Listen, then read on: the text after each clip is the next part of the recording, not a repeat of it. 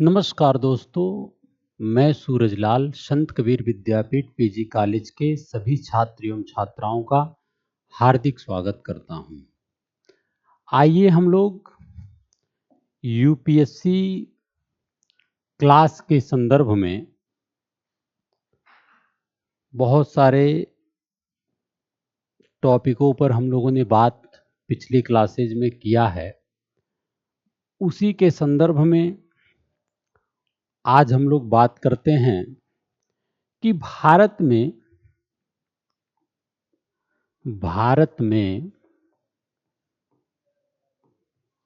प्रमुख कृषक विद्रोह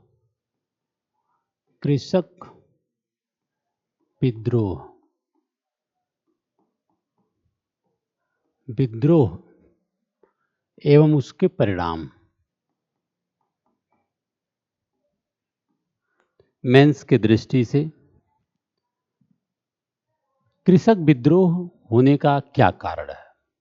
देखिए, भारत में जो प्रमुख कृषक विद्रोह हुआ है कारण के रूप में, प्रथम विश्व युद्ध के दौरान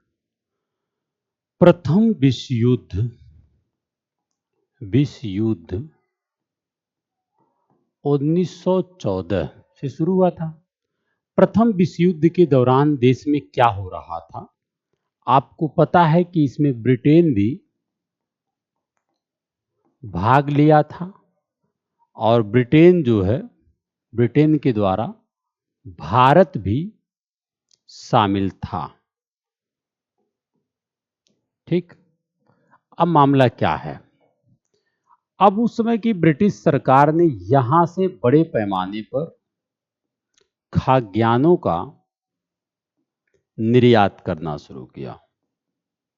बात को समझिए, निर्यात करना शुरू किया। अब ये बताइए, एक तो भारत की जो कृषि भू राजस्व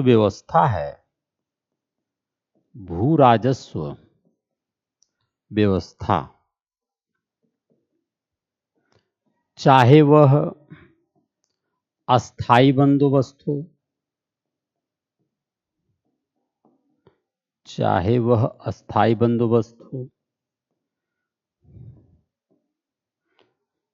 वह रैयतवाड़ी प्रणाली हो,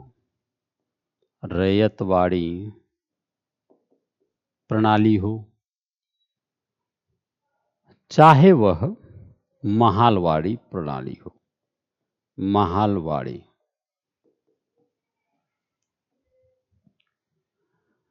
प्रथम विश्व युद्ध के दौरान मामला यह हुआ कि बड़े पैमाने पर खाद्यान्नों का निर्यात किया जा रहा है विश्व के देशों को, जहां पे खाद्यान्न की जरूरत है। और युद्ध में तो खाद्यान्न की जरूरत होना नामुमकिन बात है, होगा ही जरूरत। इधर आप ये बताइए, अपेक्षा किससे कर रहे हैं, ये बहुत बड़ा प्रकरण है। भारत की प्रमुख समस्या भू राजस्व व्यवस्था, अभी हमने इसे पिछले क्लासेज में देखा। चाहे वह स्थायी बंदोबस्त हो, चाहे वह रैयतवाड़ी व्यवस्था हो, चाहे वह महालवाड़ी व्यवस्था हो, सारी व्यवस्थाओं का जो एक कारण रहा ना, वह यह था कि यह दमनकारी व्यवस्था है। इससे कृषि का विकास नहीं हो सकता है, इससे कृषि का विनाश हो सकता है, इससे कृषि का आर्थिक शोषण हो रहा है, इससे समाज में जो खाद्य सुरक्षा है वह सुरक्षा में चुनौतियां उत्पन्न हो रही है। और आप बड़े पैमाने पर खाद्यान्नों का निर्यात करना चाह रहे हैं। ये ब्रिटिश ईस्ट इंडिया कंपनी का कार्यशैली रहा है। और 1914 में आप जान ही रहे हैं कि एक सरकार का पूरी तरीके से निर्माण हो चुका है देश में, और पूरी सत्ता शासन प्रणाली ब्रिटिश साम्राज्य के पास है। तो इन लोगों की वजह से, चाहे यह निर्यात का प्रकरण हो, चाहे यह भू राजस्व का प्रकरण हो, इसके वजह से ना हमारे कृषक समूह में एक असंतोष पनप चुका था। और इसी असंतोष को दूर करने के लिए लोगों ने विद्रोह करने का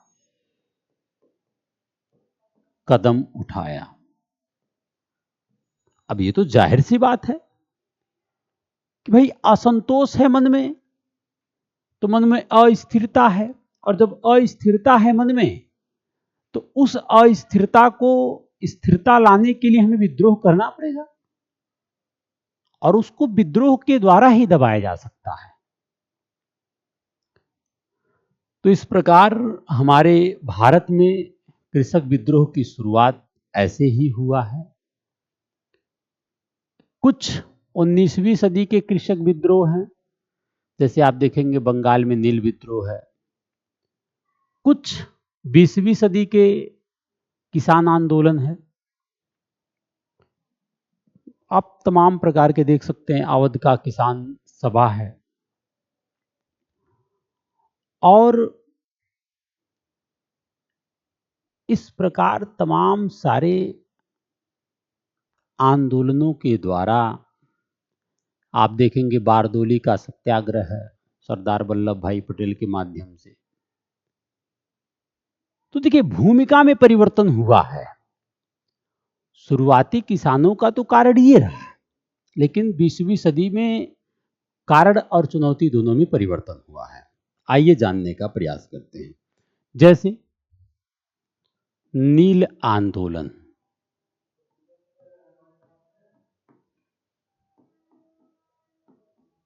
नील आंदोलन यह व्यवस्था जो बंगाल में अकाल फैल चुका था उसी के विद्रोह में, और चूंकि बंगाल में कृषक लोग, जो बंगाल में इसका जो कारण रहा है वह यह है कि बंगाल में कृषक चावल की खेती करना चाह रहे थे, लेकिन उन्हें जबरदस्ती नील हेतु बाध्य किया गया, हेतु बाध्य। और रीजन क्या है, ये लोग बात इसलिए नहीं हो सकते हैं क्योंकि अभी देश में अकाल का नौबत आ चुका था। आप देखेंगे 1770 की बात है कि देश में अकाल जैसी व्यवस्था बंगाल के भूभाग में देखने को मिलता है। तो लोगों से जबरदस्ती नील की खेती कराया जा रहा था बंगाल में। खास करके यह जो है बंगाल के खुलना, ढाका, मालदा, ठीक है, यह जो है बंगाल के ही कुछ भाग हैं। उस समय की बंगाल की बात कर रहे हैं। पाबना, खुलना जगह का नाम है, ढाका जैसे क्षेत्र में यह आंदोलन बड़े पैमाने पर अपना प्रसार कर रहा था। और इस आंदोलन में आपको बताएं कि हिंदू और मुसलमान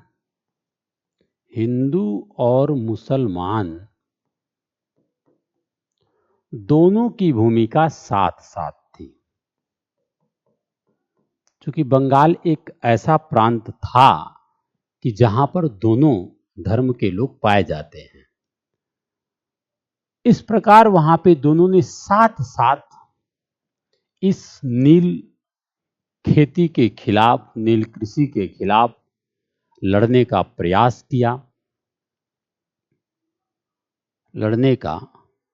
किया है। और यह भारतीय किसानों का पहला सफल विद्रोह था। बाद में इसे दबाया गया है, लेकिन जो है यह भारतीय किसानों का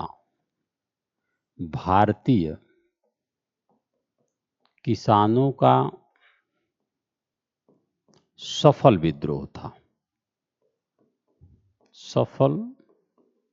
विद्रोह था, क्योंकि आपको पता है हिंदू पैट्रियाट के संपादक हैं हरिश्चंद्र मुखर्जी ने इस आंदोलन के बारे में बताया है। नेतृत्वकर्ता भी माने जाते हैं हिंदू पैट्रियाट के संपादक हरिश्चंद्र मुखर्जी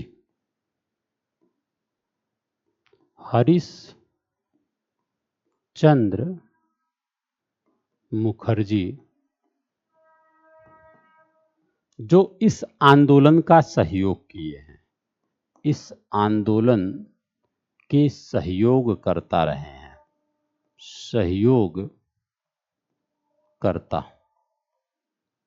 ठीक, ये तो हो गया कि जो बंगाल में एक छोटे पैमाने पर लेकिन सफल आंदोलन रहा है। इसके साथ साथ आप देखेंगे कि 20वीं सदी में जैसे अवध किसान सभा, आप देखेंगे कि बड़े पैमाने पर 20वीं सदी में आंदोलन हुए। इसका चरित्र अलग है 20वीं सदी का। अब देखिए 19वीं सदी में क्या है ना कि राष्ट्रीय आंदोलन की भूमिका तैयार हो रही है, लेकिन अब राष्ट्रीय आंदोलन की गति बहुत तेजी से बढ़ रहा है। राष्ट्रीय आंदोलन की गति तेजी से बढ़ रहा है, जिसके वजह से लोगों ने कृषक विद्रोह के माध्यम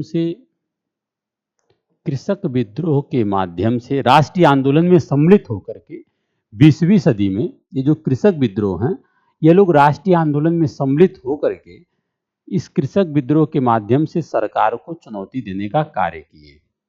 सरकार को चुनौती देने का कार्य किए, ये बात आप समझ रहे हैं।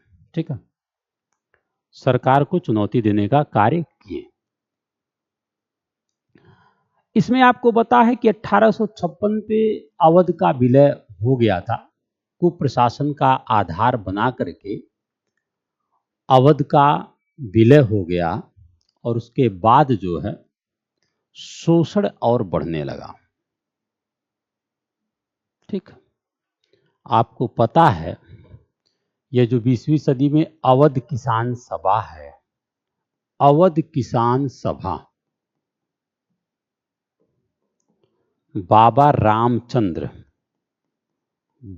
रामचंद्र इसके नेतृत्व करता है। रामचंद्र जो है नेतृत्व करता, बाबा रामचंद्र जो है नेतृत्व करता है। और देखिए क्या है मामला, असल में अवध किसान सभा बनाने का जो कारण है वह ये था, अवध किसान सभा 1856 के बाद जो बना है, इसका अवध किसान सभा बनाने का कारण ये था कि 1856 में अवध का विलय जो है कुप्रशासन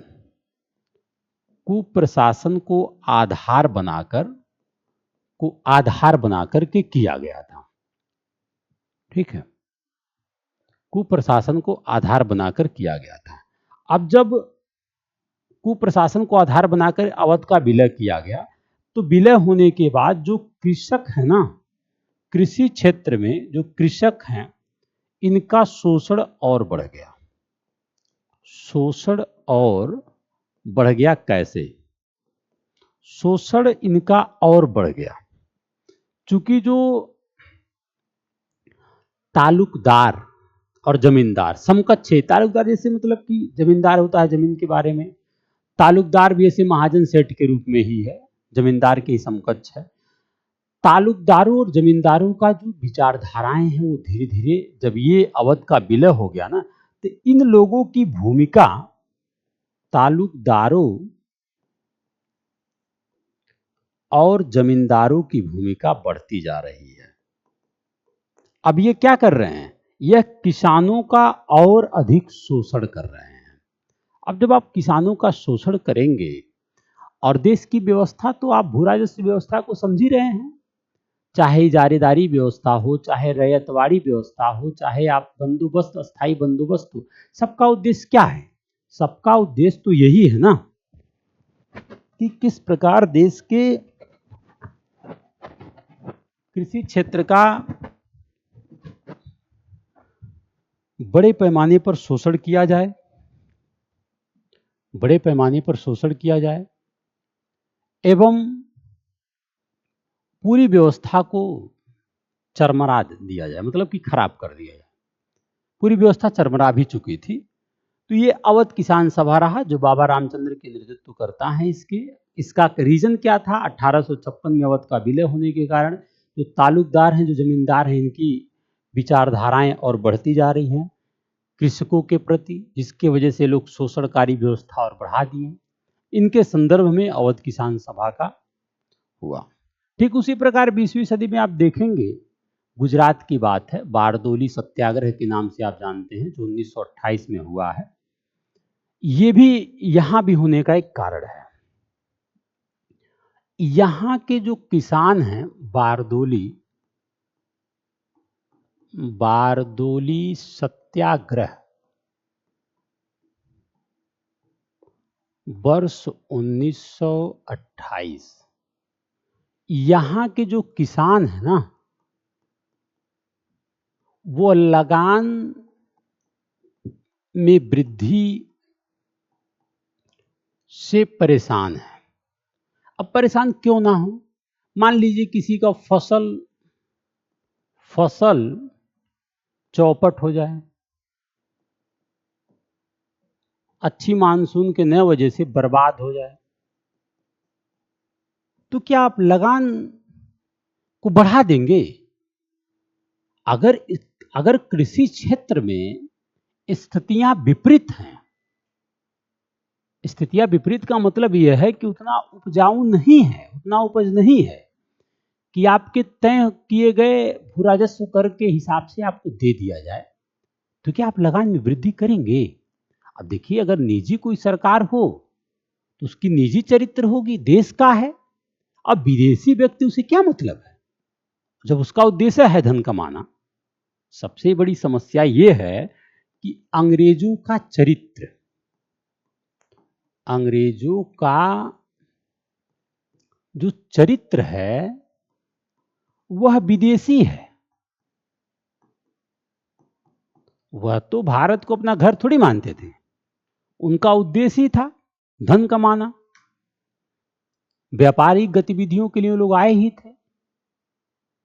तो इस वजह से चरित्र भी विदेशी है, तो लगान में वृद्धि करना स्वाभाविक है, जिसकी वजह से वहां के लोगों में महिलाएं भी शामिल थी। ठीक, लोगों में महिलाएं भी शामिल थी। इस वजह से वहां पे महिला और पुरुष ने मिलकर विद्रोह किया। किसके नेतृत्व में? वल्लभ भाई पटेल, वल्लभ भाई पटेल। ये गुजरात की बात है। और अनंतः वल्लभ भाई पटेल जी का जीत भी हुआ। सरकार ये बात मानने के लिए तैयार भी हुई कि लगान में वृद्धि कम किया जाएगा। अनंतः जो है, अंततः जीत हुआ और वहां के महिलाओं के माध्यम से वल्लभ भाई पटेल को सरदार की उपाधि दिया जाता है। तब ये बनते हैं सरदार वल्लभ भाई पटेल। हालांकि सरदार वल्लभ भाई पटेल का देश के एकीकरण में बहुत प्रमुख भूमिका है। यह एक राष्ट्र निर्माणकारी भूमिका में इनका आपका अहम योगदान है। आपके ही माध्यम से, यानी सरदार वल्लभ भाई पटेल, आपके ही माध्यम से देश को एक अखंड राष्ट्र बनाने की संकल्पना पर कार्य किया गया। तो इस प्रकार यह छोटे मोटे जो कृषक विद्रोह हुए हैं, इनकी जो चुनौतियां हैं, जो समस्याएं हैं, उसके कुछ निहित कारण है। चाहे वह भू राजस्व व्यवस्था हो, चाहे प्रथम विश्व युद्ध के दौरान देश से खाद्यान्न निर्यात करने का मामला हो, क्योंकि देश का विकास कृषि व्यवस्था पर आधारित था और कृषि भारतीय अर्थव्यवस्था का प्रमुख ऋण क्षेत्र है। वर्तमान समय भी कृषि क्षेत्र की बहुत बड़ी प्रासंगिकता है, क्योंकि कृषि एक प्राथमिक क्षेत्र है और प्राइमरी सेक्टर का मजबूत होना अति जरूरी है। लेकिन जब वैसी सरकार हो तब तो उसे मजबूती प्रदान करे एक अच्छी पॉलिसी, एक अच्छी नीति के माध्यम से।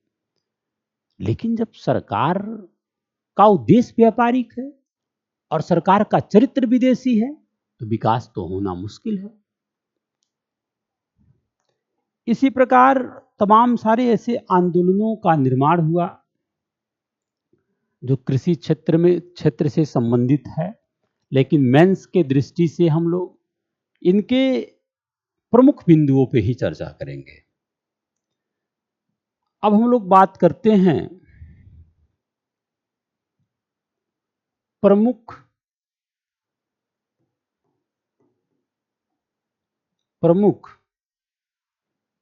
नागरिक विद्रोह।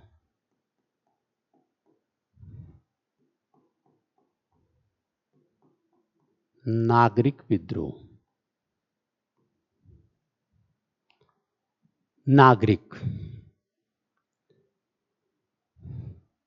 अब देखिए, जो नागरिक होता है, नागरिक की कुछ आवश्यकताएं होती हैं।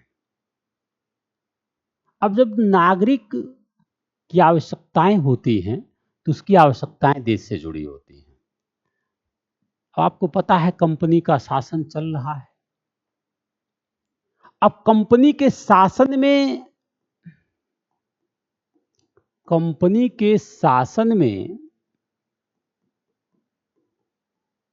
देश की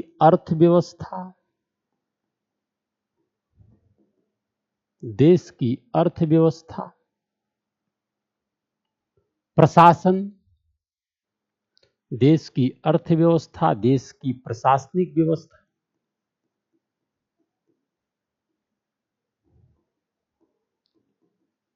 वह भू राजस्व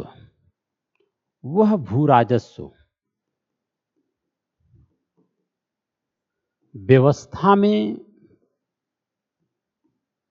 तेजी से परिवर्तन आ रहा है। ये जो व्यवस्थाएं हैं, इसमें तेजी से परिवर्तन हो रहा है। अब परिवर्तन क्यों नहीं होगा? अब भू राजस्व की बात करें तो कृषि को अनियंत्रित कर दे रहा है, कृषि क्षेत्र को खोखला बना दे रहा है। प्रशासनिक व्यवस्था के माध्यम से देश में भ्रष्टाचार, लूटपाट, लूट खसोट मचा हुआ है। आर्थिक प्रणाली से देखा जाए तो खूब बड़े पैमाने पर भारत से खूब निर्यात हो रहा है, जिसका प्रतिफल आयात हो भी रहा तो उस पर बहुत बढ़ाकर टैक्स लिया जा रहा है। यानी कि जो दादा भाई नौरोजी ने कहा था कि बड़े पैमाने पर देश की जो आर्थिक भुगतान सिस्टम प्रणाली है उसका भी शोषण हो रहा है। खूब निर्यात तो हो रहा है लेकिन प्रतिफल जीरो है, क्योंकि जो प्रशासनिक व्यवस्था, जो शासन व्यवस्था, वो कंपनी के अधीन है और कंपनी का उद्देश्य साफ है। तो इन सारी समस्याओं की वजह से जो देश की आर्थिक शोषण है, अब आर्थिक शोषण की वजह से सामाजिक शोषण होना लाजमी है। देश की जो प्रशासनिक शोषण व्यवस्था है, देश की जो भू राजस्व व्यवस्था शोषणकारी नीतियां हैं, अब इन सारी वजहों से देश में परिवर्तन तो हो ही रहा है, सारे परिवर्तन हो रहा है, तो उस परिवर्तन के खिलाफ खड़ा होना तो लाजमी है ना। तो वही नागरिकों का विद्रोह है।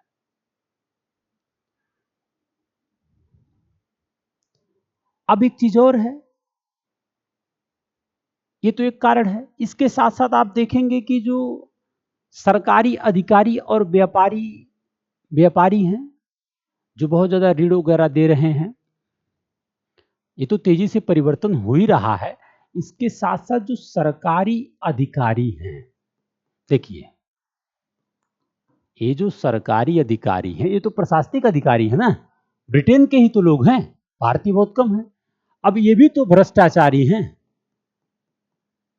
भ्रष्टाचारी हैं। तो जो हमारे जमींदार थे ना, जिनके कंधे पर हाथ रख करके किसानों का शोषण हो रहा था, अब उन जमींदारों का भी शोषण होना शुरू हो गया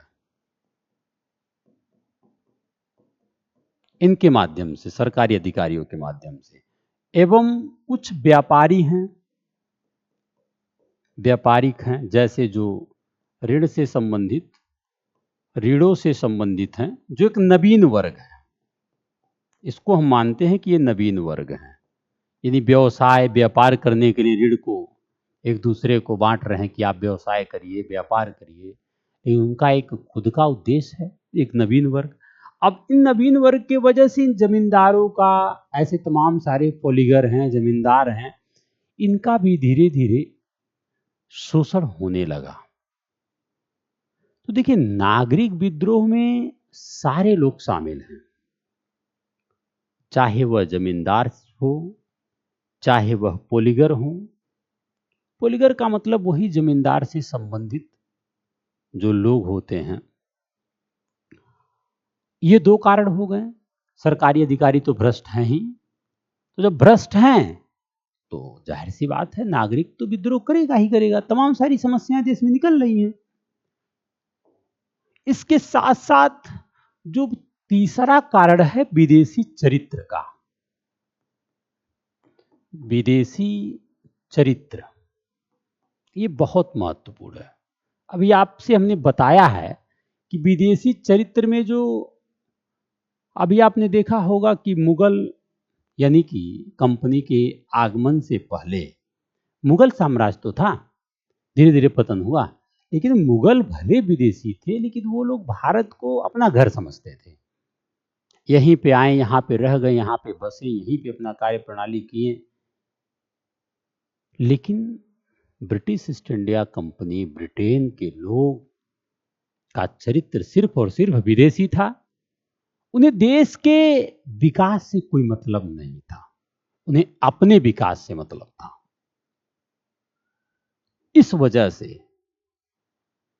इस वजह से नागरिकों के अंदर एक असंतोष पनपने लगा, और अनंतः नागरिकों ने भी विद्रोह किया है। अभी देखते हैं कौन कौन से विद्रोह है, ये कारण है। इसके साथ साथ आपको पता है कि जो धार्मिक पुजारी थे, जो पादरी थे, जो पंडित थे, इनके अंदर भी विदेशी शासन के प्रति धीरे धीरे घृणा पनपने लगा। अब कारण क्या है, ऐसा क्यों? देखिए, चूंकि जो धार्मिक पुजारी होते हैं, जो पादरी थे, ठीक, एवं पंडित इत्यादि, एवं पंडित इट्स, ये लोगों का जो स्वरूप है ना, जो कार्य करने का प्रावधान है, देखो, जमींदार वाकई में एक बहुत बड़े पैमाने पर लोगों के साथ उसका जुड़ाव रहता था, और इसी वजह से जमींदारों के साथ इनका जुड़ाव रहता था। भाई, जमींदार अपने आप में, या तो फिर आप देखेंगे बंदोबस्त में अस्थाई बंद, या तो फिर कंपनी या तो जमींदार है, तो जमींदारों का रसूख तो बढ़ जाएगा ना। तो ये कहीं ना कहीं धार्मिक पुजारी, पादरी, पंडित, ये सब जमींदारों से जुड़े हुए थे। और जब धीरे धीरे जमींदारों ने भी देखा सरकारी अधिकारी के माध्यम से, व्यापारिक गतिविधियों के माध्यम से इनका भी शोषण होने लगा, तो कहीं न कहीं इनके अंदर भी, ये जो धार्मिक पुजारी, पादरी, पंडित, इनके अंदर भी विदेशी के प्रति, सरकार के प्रति घृणा पनपने लगा। और यही घृणा अनंतः नागरिक विद्रोह का कारण बना है। यही घृणा अनंतः नागरिक विद्रोह का कारण बना है। आप देखेंगे जैसे कि सन्यासी विद्रोह, ठीक है, सन्यासी विद्रोह जो है, जो 1770 से लेकर 1820 तक इसका समय है, ठीक। बात करते हैं सन्यासी विद्रोह।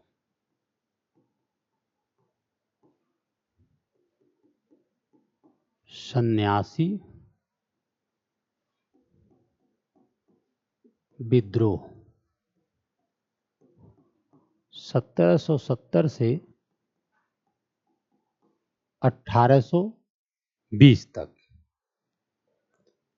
कारण तो आपको पता ही है कि बड़े पैमाने पर देश का आर्थिक, सामाजिक शोषण हो रहा है, लूट खसोट, आर्थिक मंदी व राजनीतिक अशांति व्याप्त है, ये बात आपको पता ही है। इसके जो नेतृत्व करता रहे हैं, जो नेतृत्व करता रहे हैं, देवी चौधरानी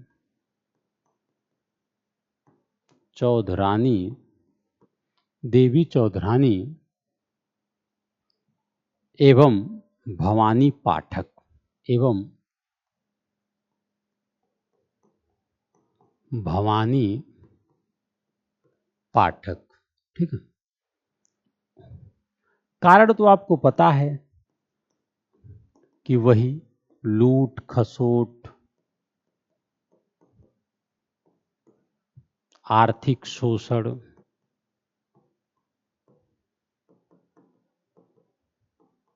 की वजह से ऐसा हो रहा है। अच्छा, आपको पता है कि बंकिम चंद्र चटर्जी द्वारा जो लिखित उपन्यास है आनंद मठ का जो कथा है ना, इस सन्यासी विद्रोह पर ही आधारित है। बंकिम चंद्र चटर्जी का, बंकिम चंद्र चटर्जी का जो कथा है आनंद मठ सन्यासी विद्रोह पर आधारित है। सन्यासी विद्रोह पर आधारित है। और ब्रिटिश सरकार ने इस विद्रोह को भी दबा दिया है, कुचल दिया है। ब्रिटिश सरकार ने इस विद्रोह को भी दबा दिया है, कुचल दिया है, ठीक है। इसी प्रकार और भी तमाम विद्रोह हुए हैं। एक विद्रोह है कुका आंदोलन, खास करके पंजाब में। कुका आंदोलन जो 1840 से लेकर के 1872 तक था, जिसका समय जो है 1840 से लेकर के 72 तक था, ठीक।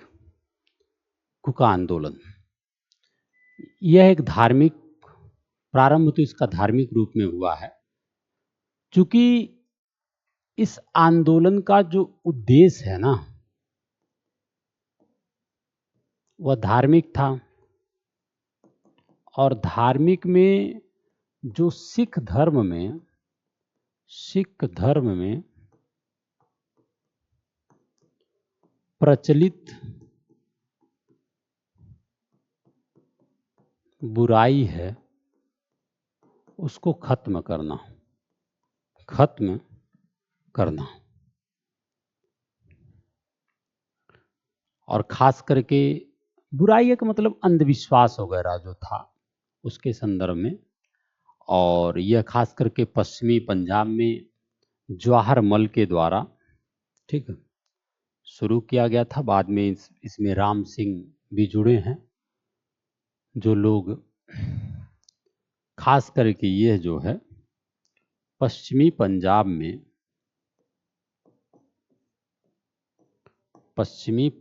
में जवाहर मल नेतृत्व करता है, लेकिन बाद में इसमें राम सिंह भी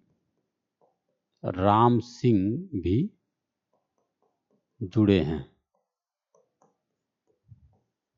कुका आंदोलन से बाद में जो है राम सिंह भी जुड़े हैं। यह बात जानने की जरूरत है। एक विशेषता और है इस आंदोलन का, आपने असहयोग सुना होगा ना।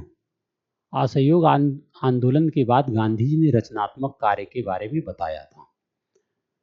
उसी प्रकार इस आंदोलन में लोगों ने अपने हाथ से बने हुए बुने हुए कपड़े वस्त्र पहनने का कार्य किया है। तो इस आंदोलन में हमको असहयोग जैसी भूमिका दिखता है। असहयोग जैसी भूमिका,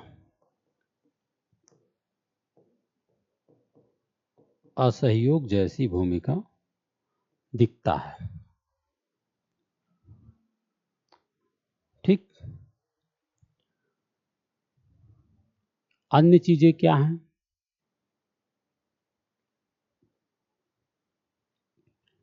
अन्य हैं कुछ, ये तो हो गया नागरिक विद्रोह। अब हम लोग बात करते हैं जनजातीय विद्रोह या आदिवासी विद्रोह।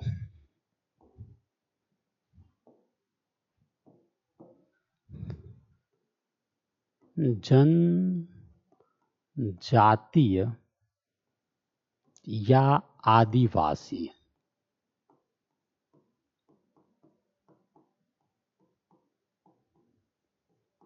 विद्रोह। देखिए, सबसे पहली बात क्या है? जनजाति या आदिवासी विद्रोह, सबसे पहली बात तो यह है कि सभी आंदोलनों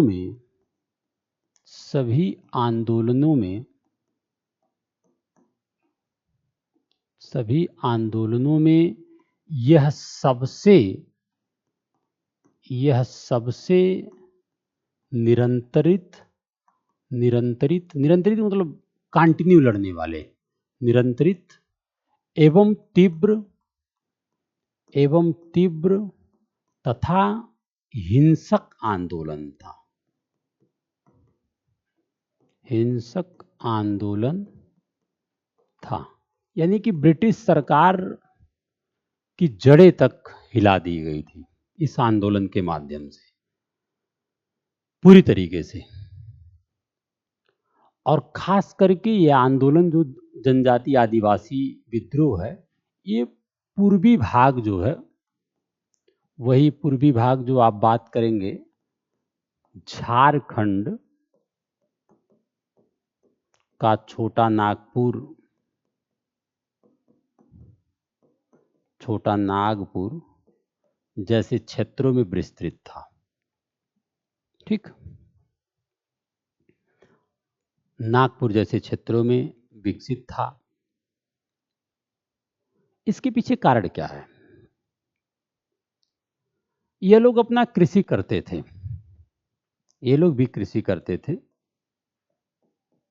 और इनका रहन सहन भी वही कृषक क्षेत्रों में ही, अपना निवास स्थान भी, रहना खाना पीना सब सारी व्यवस्थाएं वही रहती थी। अब धीरे धीरे सरकार किया क्या, इनकी व्यवस्थाओं में परिवर्तित कर दिया।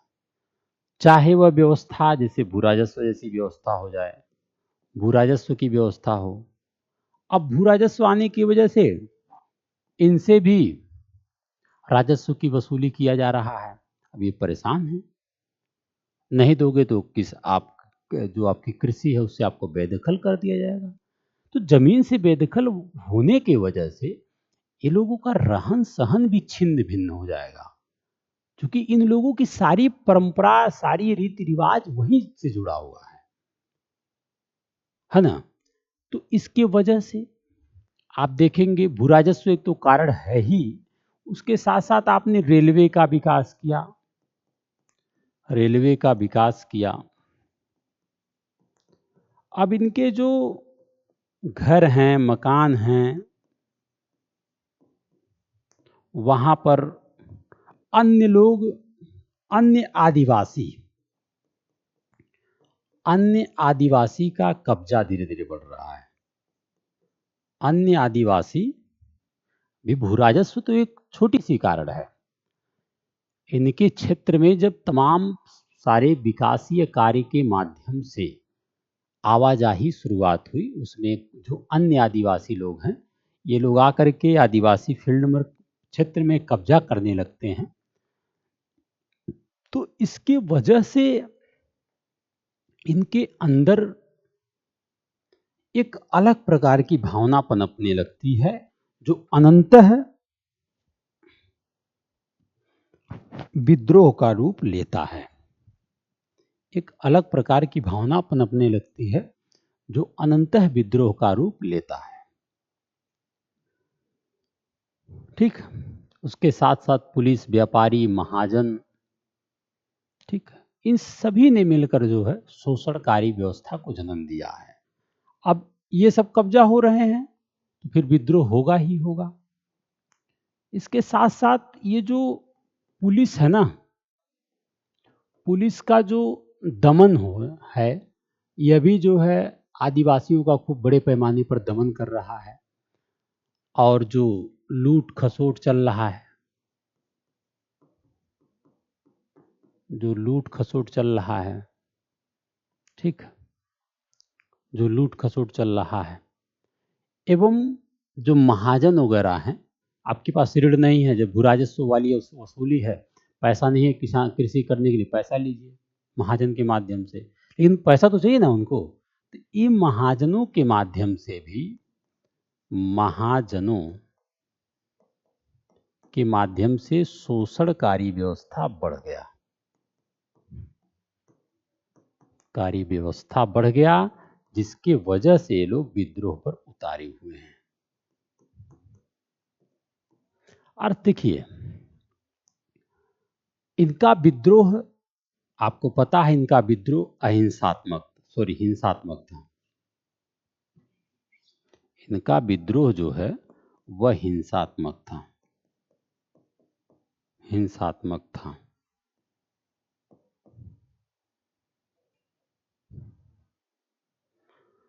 इनका जो विद्रोह है वो हिंसात्मक था। और ये लोग खास करके रेलवे, डाक, पुलिस, थाने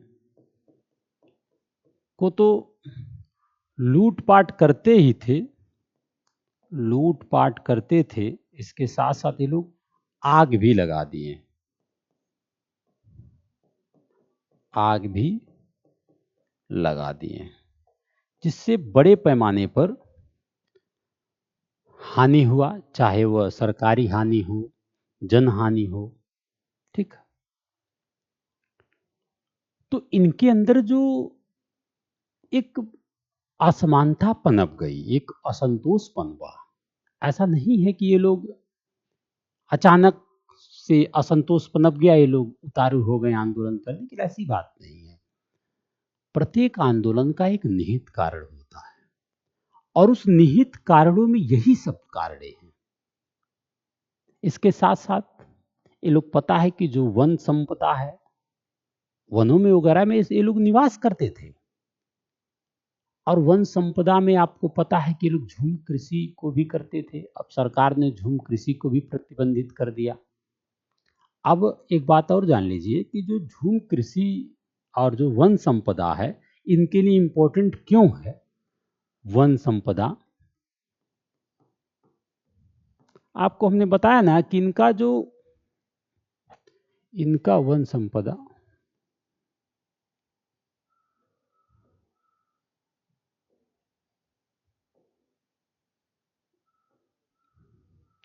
जो वन संपदा है इनके लिए महत्वपूर्ण क्यों है?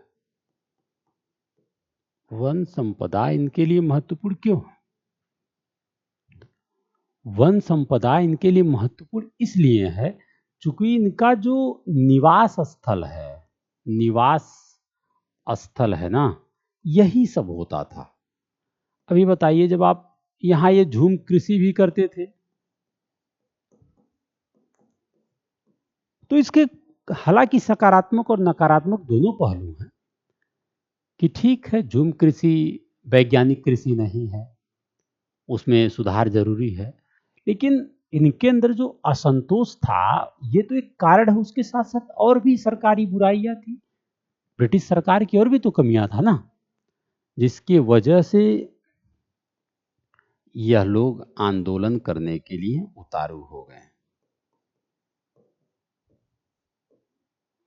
अब बात करते हैं इसमें कौन कौन आंदोलन है।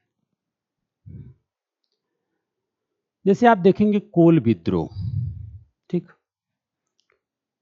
कोल विद्रोह जो है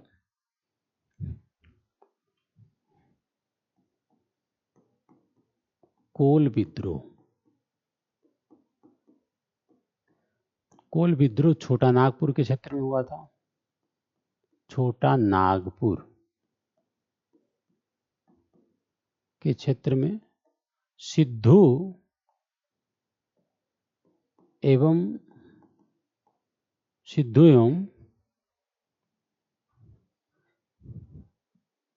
ठीक,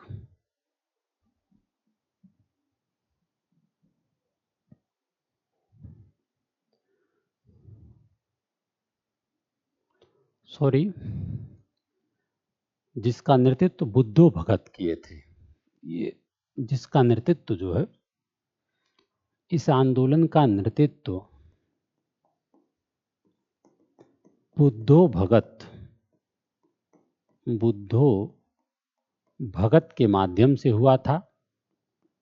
कोल विद्रोह जो 1831 से 32 जो 1831 से 32 इसका कार्यकाल रहा है, बुद्धो भगत के नेतृत्व में लड़ा गया था।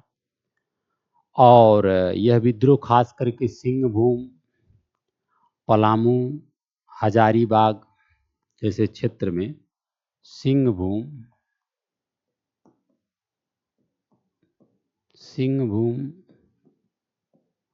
हजारीबाग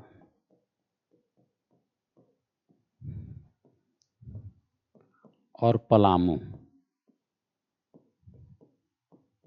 जैसे क्षेत्र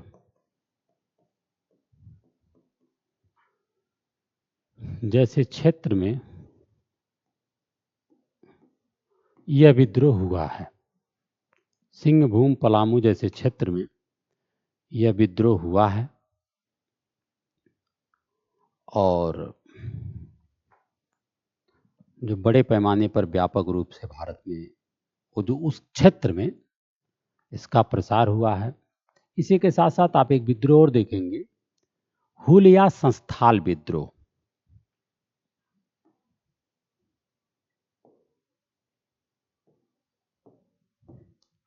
हुल या संस्थाल विद्रोह,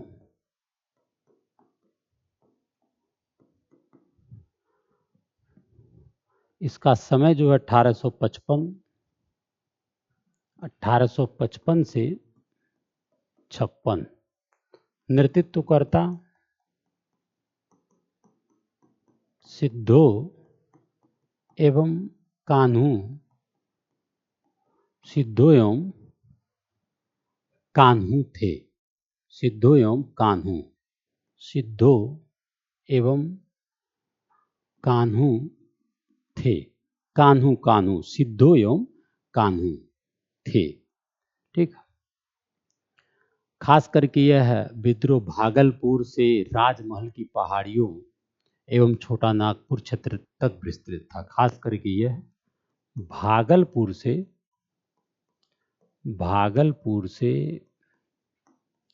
राजमहल की पहाड़ी एवं छोटा नागपुर